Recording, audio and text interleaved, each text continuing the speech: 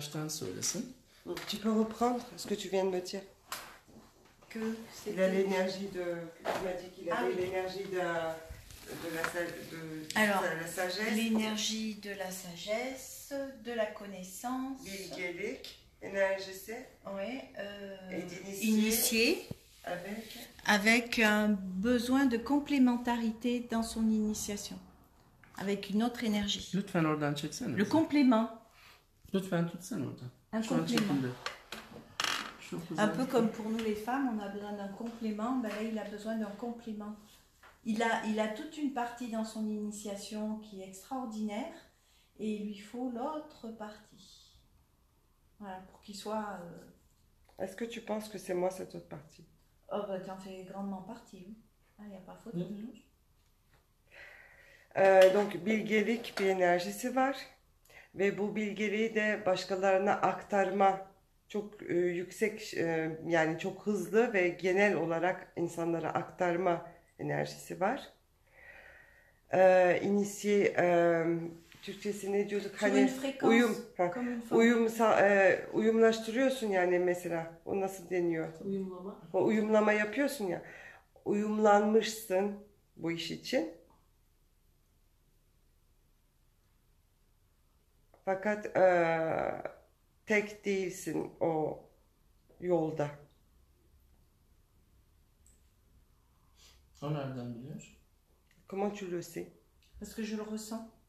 Ben hissediyorum. Je le ressens parce que moi je travaille ça depuis longtemps aussi. Oui. On travaille, tu sais, de l'équilibre, comme on dit, le plus, le moins, tu vois. Ben onu çocukluktan beri diyor onu, yani onun üzerinde işlerim, çalışıyorum. Et moi j'ai ressenti très fort dans la formation aujourd'hui que je venais chercher la partie qui me manquait, tu vois, dans tout ce qu'il nous a appris. Et j'ai ressenti en lui cette partie qui lui manque dans son initiation. Je l'ai senti dans la mienne et du coup je l'ai ressenti dans la sienne aussi. Après je sais pas si je vois juste ou je ressens juste. Mais... Bien sûr. Voilà. Diyor ki mesela diyor ben onu küçük yaştan beri bunları çalışırım.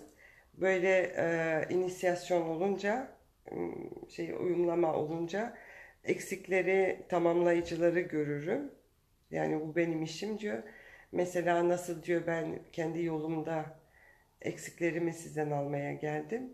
Onun yolunda da başkasının burada olduğunu ve o uyumlama olup öyle devam olması gerektiğini görüyorum.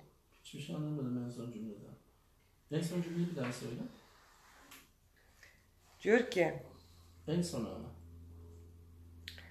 Yani uyumlusun bu yolu. Evet.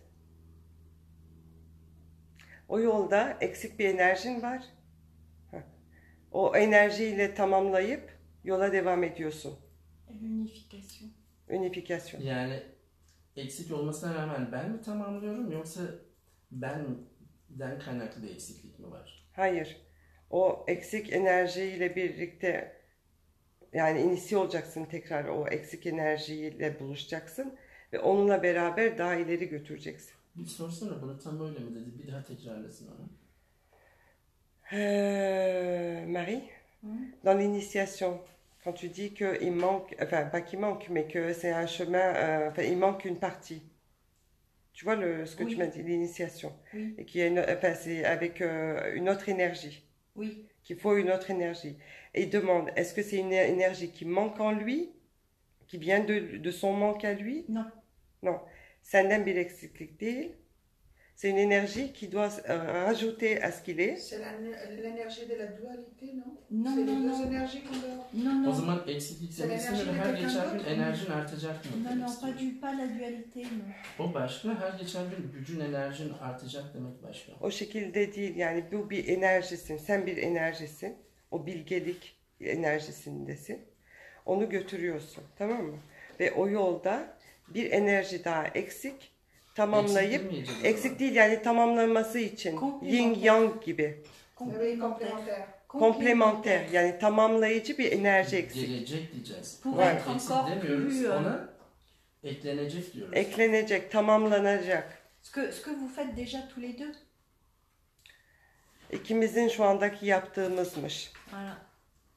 Ce que vous faites déjà tous les deux sur une partie physique. Complémentaire. Complémentaire, D'accord. mais qui peut se révéler encore plus avec le côté énergétique et mystique. Mistik. Voilà.